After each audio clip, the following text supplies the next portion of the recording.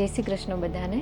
જ્યારે હું ગુરુકુલમમાં આવી એના આગલા દિવસે હું શું હતી અને જે દિવસે મેં જોઈન કર્યું એ જ દિવસે મારામાં એટલા બધા ચેન્જીસ આવ્યા છે. પહેલાં હું હતી સ્ટ્રોંગ, પણ વચ્ચે બધી સિચ્યુએશનના લીધેથી થોડી મારા નેગેટિવિટી હતી મારામાં ઇમોશન બહુ બધા જે મારા કંટ્રોલમાં નહોતા. પણ એક એક ટાસ્ક જતો ગયો અને એક એક વસ્તુ એવી રીતે ચેન્જ થતી ગઈ ને કે મને ખબર જ ના રહી કે હું આટલી ચેન્જ થઈ ગઈ છું એમ. એટલે હું ખુદ એમ કહું છું કે હું ચેન્જ થઈ ગઈ છું એવું નથી. મારા ઘરે મારા હસબન્ડ, મારા જે મમ્મી છે, પપ્પા છે, બધાને એવું ફીલ થાય છે. વચ્ચે એવી થઈ ગઈ હતી કે મને કોઈ સાથે મળવું જ ના ગમે. મને એમ થાય કે મારે કોઈને મળવું નથી, બસ મારે એકલું રહેવું છે. પણ હવે પાછું મને એવું ફીલ થાય છે કે હું સ્ટ્રોંગ છું, હું બધા સાથે બધું શેર કરી શકું છું.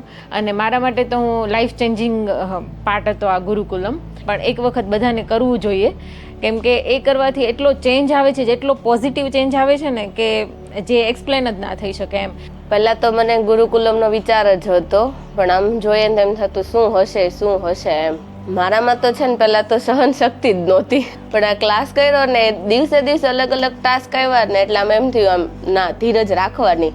જેમ ધીરજ હશે ને તેમ બધું એની રીતે ઓટોમેટિક બધું થઈ જ જવાનું છે એમ લાઈફમાં. કોઈને આપણે કમ્પ્લેન નહીં કરવી પડે કે તું આવી છે, તમે આવા છો. આપણામાં ચેન્જ થઈ ગયો છે ને તો ઓટોમેટિક બધા જ આપણને સારા લાગવા લાગે છે. હવે એમ થાય છે આ ક્લાસ 10 દિવસ નો હતો, એની બદલે હજી પાછા 10-15 દિવસ ચાલે ને તો હજી કંઈક ચેન્જ થઈ જાય એમ આપણી લાઈફમાં.